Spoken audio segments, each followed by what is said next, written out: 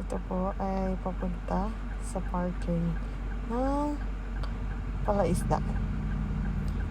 So, ayan po nakapag-park at ito po yung naglalakad na patungo sa Palaisdaan ng tito ko. Ayan po. Nakapalibot po lahat dyan ang ilog at mga palaisdaan na. Iba po ang may-ari. Pero yung sa banda po dun sa pinakadulo, meron pong 9 slots ng palaisdaan doon na para sa tito ko. Naka-divided po yun. So, ayan po. Medyo malayo lang po ang lalakarin. Pero, makikita mo naman ang view mo, bundok, at palaisdaan. Ayan. Ayan. Nakadating na po kami sa dulo. At makikita niyo po yung bahay. Ayan sa banda. Ayan po. Yan po ang bahay ng tito ko. Ayan. Yan po yung palaisdaan niya. Meron po sa harap, meron sa likod. Yung sa likod po, yan, malalaki na rin po ang shrimp at bangus dyan. Nakapag-harvest na po sila dyan last week. Ayan, ayan po. Ayan. Nakikita mo po sa taas. Ayan, nasa taas po kami yan. At ayan po ang ganyang kalawak yung palaisdaan niya.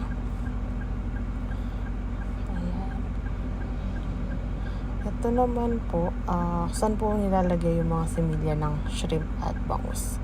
At para po pag lumaki na po sila ng 2 inches ay lilipat na po sila sa regular na place. Ito naman po ang aming tanghalian. Yan. Yan. Ayan po, nag-uumpisa na po sila dyan. Nagre-ready na sila ng net, ng lambat para magpunta dun sa dulo. Ayan po, nakikita nyo yung view. So, nasa may pinakagilid po, nagre-ready yung bawat dulo para pumunta dyan, dun sa pinakadulo kung saan mag-uumpisa yung pag-harvest or pangingisda. Ayan po sila. So, nilalatag na po nila yung lambat simula sa dulo-dulo para yung mga isda ay mabulabog na din po. Ayan po.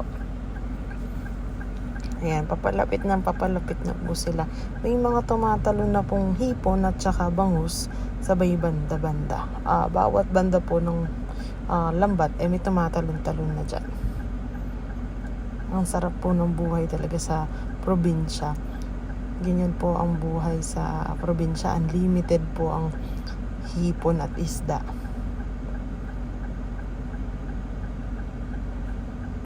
Ayan po, excited na kami na mapunta sila sa harap dahil sa mismong tapat po namin, doon po magsistay yung lambat. So makikita po kung paano tumalon ng mga isda at shrimp. Sa sobrang laki po ng lambat, doon po, medyo matagal lang po talaga mapunta sa pinakaharap. At saka malawak din po kasi yung palaisdaan. Kaya malayo-layo din po yung nilakad nila. Yung tubig po dyan ay hanggang bewang na po. Kaya po hindi kami sumali dun sa panghuhuli. Pero kung yung tubig ay abot po hanggang tuhod, baka po isa rin po kami sa mga nanghuhuli kasama ng mga fisherman. Ayan po, makikita nyo po, naglalakad po talaga sila dyan.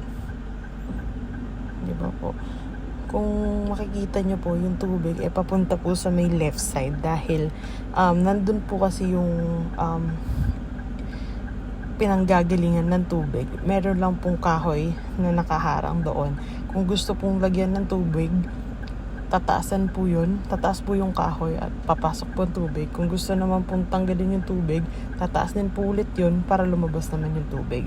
Tapos kung hindi po kayang lumabas ng tubig nun, gagamitan po siya ng machine para lumabas yung tubig.